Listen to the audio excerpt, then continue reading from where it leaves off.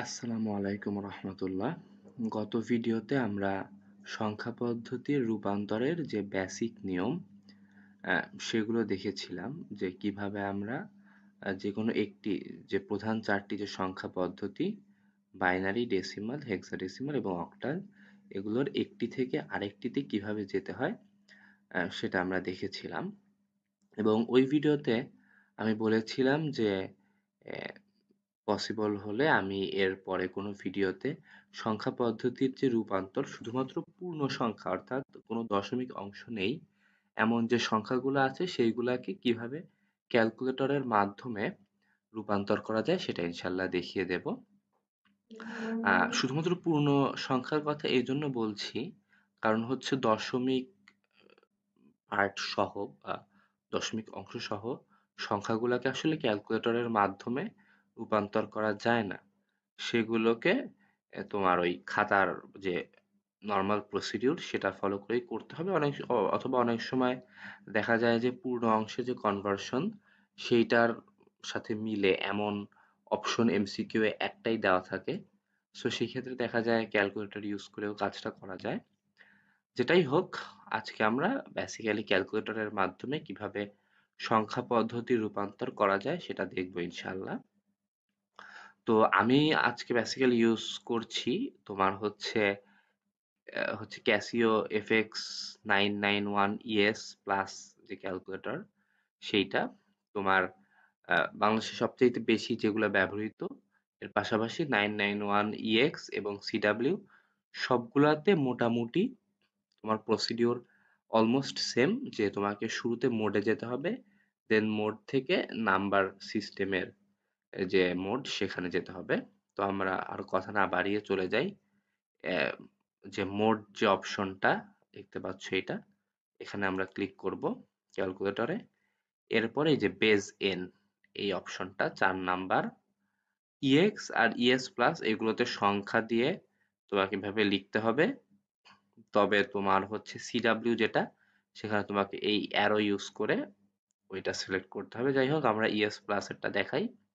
তাহলে আমরা 4 এ ক্লিক করব, ব্যাস আমরা চলে আসছি তোমার হচ্ছে নাম্বার সিস্টেমের যে মোড সেখানে।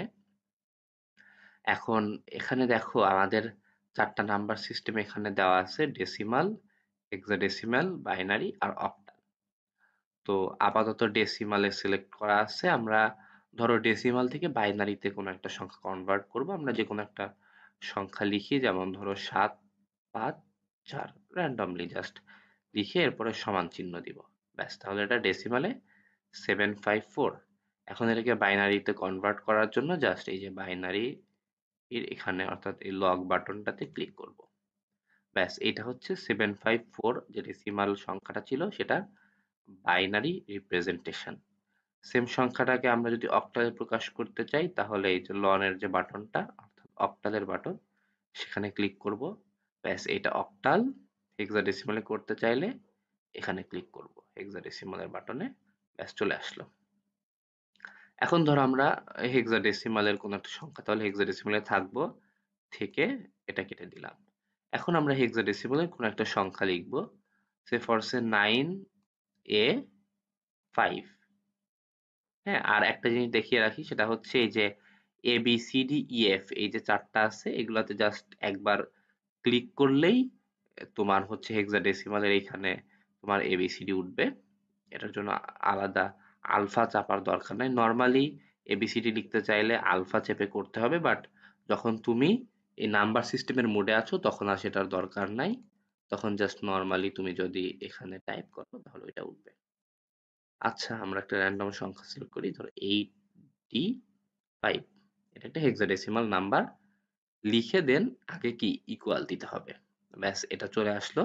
এবার এইটাকে আমরা চাইলে যে কোনো নাম্বার সিস্টেমে কনভার্ট করতে পারি, লাইক ডেসিমাল, বাইনারি, অক্টাল, যেটা ইচ্ছা করতে পারবো। আচ্ছা, এবার দেখি অক্টাল কোন একটা সংখ্যা কনভার্ট করি, লাইক 6523। এটা ধরো একটা অক্টাল সংখ্যা। তাহলে কি করব, ইকুয়াল ক্লিক করব, এরপরে যেটা ইচ্ছা ডেসিমাল, হেক্সাডেসিমাল, বাইনারি। খুবই সহজে আমরা এই কনভার্সন গুলা করতে পারছি। এবার কি আমরা বাইনারিতে যাই, 11011011। আচ্ছা, এখানে একটা জিনিস দেখে রেখে দেখো, এখানে যে দশমিক বাটনটা আছে এটাতে ক্লিক করলে কিন্তু কোনো কাজ করে না, অর্থাৎ তুমি কোনো দশমিকের কনভার্সন এখানে অ্যাকচুয়ালি করতে পারবা না। আচ্ছা, এটা লিখলাম, বাইনারি সংখ্যা ইকুয়াল দিলাম। এবারে এটাকে তুমি চাইলে যে কোনো নাম্বার সিস্টেমে কনভার্ট করতে পারো, like hexadecimal, decimal or octal, very easy. আচ্ছা, এখন একটু যোগ বিয়োগ দেখাই। যোগ বিয়োগের যে বেসিক নিয়ম এটা আমরা পরবর্তী ক্লাসে করাবো। এখন জাস্ট সিম্পল যোগ বিয়োগটা কিভাবে করবা, জাস্ট তুমি যেই ফরম্যাটে যোগ বিয়োগ করতে চাচ্ছ সেটাতে যাবা, লাইক বাইনারিতে এখন আমরা আসি, সংখ্যা লিখলাম যোগ, বাইনারিতে আর একটা সংখ্যা লিখলাম, দেন দুইটা প্লাস করে দিলাম, ব্যাস অ্যান্সারটা চলে আসলো, ভেরি ইজি। আচ্ছা, হেক্সাডেসিমালে যাই, যোগ করব কি, ধরো 9C2 প্লাস 4F5, দুইটা হেক্সাডেসিমাল সংখ্যা যোগ করে দিলাম, অ্যান্সার চলে আসলো। দেন এইটাকে চাইলে অক্টালে প্রকাশ করতে পারি, যে অ্যান্সারটা সেটাকে খুব সহজে কনভার্ট হয়ে গেল। এখন ধরো দুইটা অক্টাল সংখ্যা যোগ করব, কি দেওয়া যায়, 542 প্লাস 773, যোগ করলাম, অ্যান্সারটা চলে আসলো। এটাকে চাইলে যে কোনো নাম্বার সিস্টেমে কনভার্ট করা যায়। তো এই একইভাবে বিয়োগও করতে পারবা, লাইক বাইনারিতে তুমি যদি বিয়োগ করো, ব্যাস অ্যান্সার চলে আসলো। অথবা চাইলে গুণ করতে পারো, মোটামুটি মানে যে বেসিক তোমার হচ্ছে অ্যারিথমেটিক যে ক্যালকুলেশন সবই করা যাবে যদি না দশমিক পার্ট থাকে।